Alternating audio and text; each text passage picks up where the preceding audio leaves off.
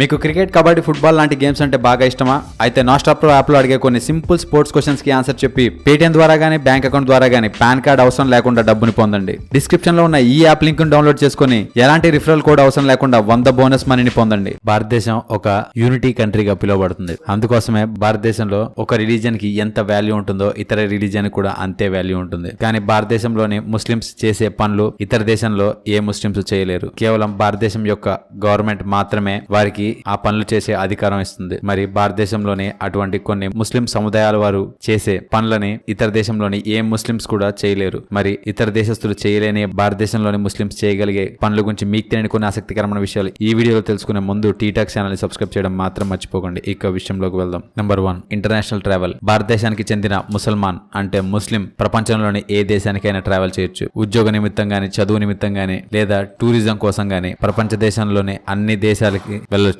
భారతదేశం యొక్క ముస్లిమ్స్ కాకుండా వేరే ఇతర దేశం యొక్క ముస్లిమ్స్ అయితే కువైత్ దేశానికి రానివ్వరు. కువైత్ లో పాకిస్తాన్, ఇరాన్, ఆఫ్ఘనిస్తాన్, సిరియా మరియు ఇరాక్ యొక్క ముస్లిమ్స్ ను బ్యాన్ చేశారు. ఈ బ్యాన్ కువైత్ 2014లో అమలు చేసింది. అందులో టూరిస్ట్ వీసా, ట్రేడ్ వీసా, అలాగే విజిట్ వీసా కూడా బ్యాన్ చేశారు. నెంబర్ 2, ముస్లింలకి రంజాన్ పవిత్రమైన పండుగగా జరుపుకుంటారు. మరి రంజాన్ పండుగ సందర్భంగా మొత్తం ఒక నెల పాటు ముస్లిమ్స్ ఉపవాసం ఉంటారు. ఒకవేళ రంజాన్ సమయంలో మీరు చైనాలో ఉంటే మీరు రంజాన్ చేసుకొనివ్వరు. ఎందుకంటే చైనాలో రంజాన్ సమయంలో ఫాస్టింగ్ ఉండడం బ్యాన్ చేశారు. చైనాలోని తమ యొక్క ముఖ్య ముస్లిం ఏరియా అయిన జింగ్జియాన్ క్షేత్రంలో సివిల్ సర్వెంట్స్ కి, స్టూడెంట్స్ కి, టీచర్స్ కి ఉపవాసం చేయకుండా ప్రతిబంధన నియమించారు. మరియు రెస్టారెంట్లు కూడా మూసివేయకుండా తెరిచే ఉంచాలని ఆదేశాలు ఇచ్చారు. Number 3, religious freedom. ఇండియాలో ముస్లిమ్స్ కి రిలీజియస్ ఫ్రీడమ్ అనేది ఎక్కువగా ఉంటుంది. ముస్లిమ్స్ అనేవారికి హజ్ యాత్ర అనేది అత్యంత పవిత్రవంతంగా ఉంటుంది. కానీ చైనా దేశం ఇతర ధర్మాల్ని ప్రతిబంధం చేస్తుంది. కానీ ఇండియన్ గవర్నమెంట్ మాత్రం